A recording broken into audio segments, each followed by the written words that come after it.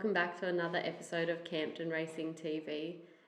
Looking at this week's runners, hopefully we'll have 4 go around on the weekend, starting off with Silver Warrior at the Gold Coast on Saturday. He's obviously going for 3 in a row on the poly at the Gold Coast, so he'll go to 1900 this start. And he did get a big weight of 60 kilos, so he'll claim with Yvette Lewis. Yep, he was going to go around yesterday, but it was too heavy at Ipswich. I was looking forward to seeing him get back on the turf as well. But he'll go to the track that he loves. One of his last 2, as you said, he looks to go 3 in a row. Work was great the other day. 1900 metres, obviously that's a query. That's a question mark that he's got to tick, but I believe off his last 2 wins, he'll definitely run it out. Great work earlier in the week. He's ticking along well. He's had, a fair bit of racing in this preparation. He's had a good prep, so I'll see how he pulls up after this race. We might tip him out and then bring him back for, better races next preparation, or we might keep him in for one more after this. But tough horse, beautiful horse to do anything with, and great to see Yvette get a ride. For us, it's been a bit tough. She's been struggling with weight a little bit at the moment, so we've been struggling to find a one. But she gets her opportunity here on Silver, and she should get every chance to win on him. I think he's a very big chance. And then on Sunday we go to the Sunshine Coast. First up we got a first starter, Pangea 4, which will start in the maiden 1200. Yep, nice horse. Nice gelding by American Pharaoh. I bought him as a breeze up nearly a couple of years ago now, and he's taken a bit of time to mature, develop. He's a big, strong animal, beautiful type. Lovely horse, got ability. Another horse that worked great the other morning. Jordan, who's done a lot of work on in this preparation, so it's probably his best gallop he's come on since that trial. He's ready to go to the races now. Barrier 3, James Orman opted to stick with him after his trial, so that's always a good sign. I like this horse. He's probably obviously going to get over a bit further, and he's going to learn a lot out of this race, but it doesn't look like the strongest of maidens, and I think Sunny Coast will really suit him. If he goes up good each way odds, I definitely think he's a great chance. Good group of owners, they've been patient. I think he'll run a big race. And then we've got In the Blink in the 1200. Obviously, she was also a last start winner. Yeah, she was great at Bodez at last start. She's come on again since that. She's third up, ready to fire again. She's, as I said a couple of weeks ago, she woke up from that first up run. It took her a week to get over, and she, turned into a bit of a beast. She's, walking around here like she owns a joint at the moment. She looks great. Got a lot of time for this horse. She's tough. She does everything right. She's a pleasure to train, and well done to her owners who found her and bought her online. She's been a great little pickup for her, and hopefully they can add another win next to it. It's a good maiden, good 62 handicap. It's I think 27.5 to the winner or something like that. So it's good prize money at the Sunny Coast on a Sunday, and she's definitely paid her way back then if she can win this race on Sunday. But Ryan Maloney to ride Barrier 5, she's definitely going to get every chance. I think she's a great each way chance. And then we've got Catwalk Criminal in the 1000, Class 2. Obviously, at the moment, she's an emergency. There has been a few scratchings, but she still needs a few more to get a run, so hopefully that's the case. Yep, she was going to possibly go around the Derby McCarthy first up on Saturday at Doomben, but I opted to scratch her from there. She only had the one trial. Barrier 10 wasn't ideal, and obviously going to be a silhouette track. I definitely think she has the ability to mix it with those horses. But I just didn't want to have that complete gut buster first up after the first trial. She's a beautiful horse, and she's one of my favourites, and obviously she's one of the most talented we've got here too. I think she's a very exciting filly on the way up, and I just wanted to take all care and get her the right races first up, and I thought Sunday was perfect until she drew this horrible alley, but good horses overcome alleys, and I definitely think off her work on Tuesday, I know one thing, she's the best horse in the race. She's just got to get a bit of luck from that wide barrier. But I think if you see Catwalk Criminal at, nearly her best first up on Sunday, you'll see a pretty special horse go around at the Sunny Coast. And then on Wednesday, we've got He's the King in Class 1, 1200. Yeah, he'd probably go there, most probably. He deserves his chance to go to town now. I thought he's winning first up. I know it was only Bodez. It was really good. He had to do it the hard way. He had to come real wide on the turn. It shunted, smaller track, and let rip nicely down the middle. Obviously, Noel gave him a good glowing report after as well.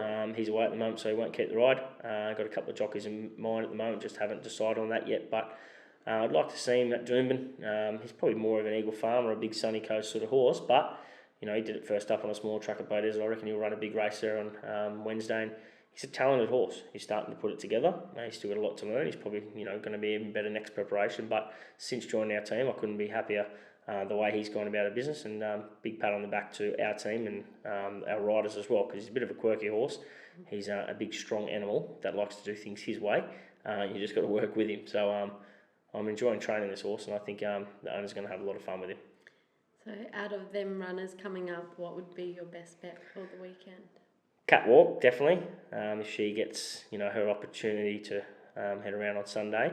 But I would say, obviously, Silver Warrior, he's going to be very short odds, but hopefully they miss in the blink. Hopefully she goes up good each. Tip them all. Hopefully she goes up good each way odds. Can't tip them all ones if they all win. Have a little place, win, four way all up. Put the Bronx in too. But I think in the blink, I've just been really happy the way this horse has come on again since that run.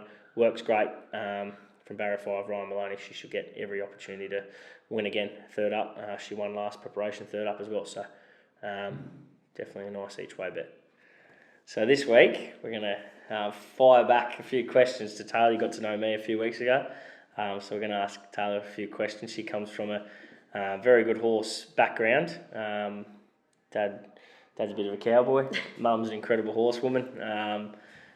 And I know it's always my name next to the horses when they go around, but Taylor's obviously a massive part of our business. She does everything for me, and I know that this business wouldn't be standing without her. I'm very lucky, and I'm happy to admit that. I'm not too proud to definitely say that. So she works her butt off, and I know, one thing is she definitely holds Campton racing up at times.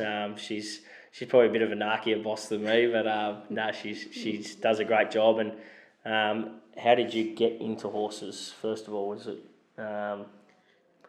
as a little girl, wasn't it? I was born into it, really. Both my parents rode, so I guess I didn't really have much of an option but to be around them.